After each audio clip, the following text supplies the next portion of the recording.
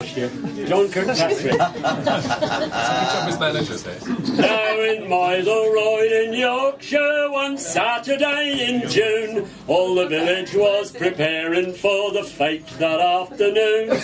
There was sideshows, rides and roundabouts and other sorts of games, but the village fete will never now be quite the same again, for this pleasant country scene was transformed by a machine what belonged to Eddie Baker from the farm just down the road, with his tractor and his trailer and his load both sweet and pure. 500 imperial gallons of best liquefied manure. Down the road went Eddie Baker in his rattling old bone shaker. He never knew the trail he left behind him.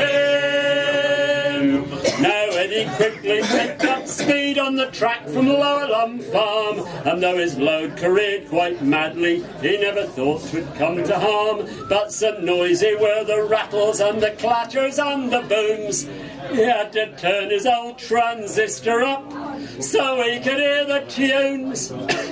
But as he went across a bump, it triggered off the trailer's pump, and his hose discovered freedom it had never known before.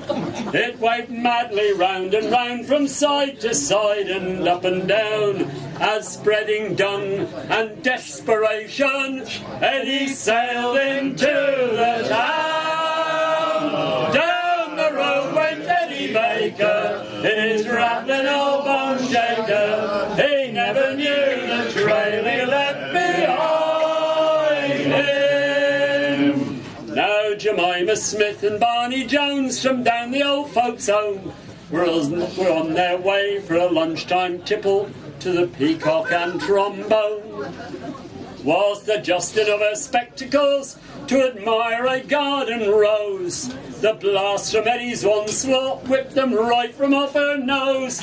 "Oh God," says old Jemima, "I've just had a funny turn.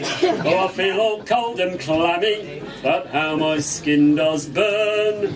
"Oh, speak up, dear," said Barney, as together they did cling. "It short-circuited me deaf aid, I can't hear a bleeding thing." Down the road went Eddie Baker in his rattling old bone shaker. He never knew the trail he left behind him. Now the Reverend Roderick Butterworth was sitting down to eat when the perilous plague of pestilence came belting down the street.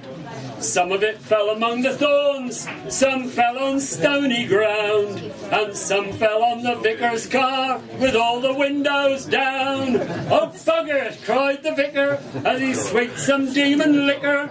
"I suppose we should be thankful that it's not St. Swithin's Day, but even my insurance doesn't cover acts of God, and I know the Boy Scouts, they will say, so that for Father Joe." Down the road went Eddie Baker in his rattling old bone shaker. He never knew the trail he left behind him. Now the greasy pole was greasier than ever known before, and the ice cream had a chocolate sauce no palate could ignore. Into coffee-coloured candy floss Granny Walker plunged her teeth, and forevermore the ones on top were stuck to the ones beneath. And in the tug-of-war there were broken bones galore.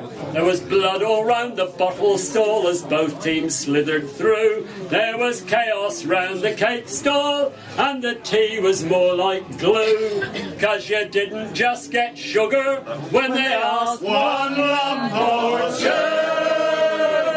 Down the road went Eddie Baker in his rattling old bone shaker. He never knew the trail he left behind him. So he went on through the village, down the road and past the hall, and where he'd been for years after all the weeds grew 10 feet tall.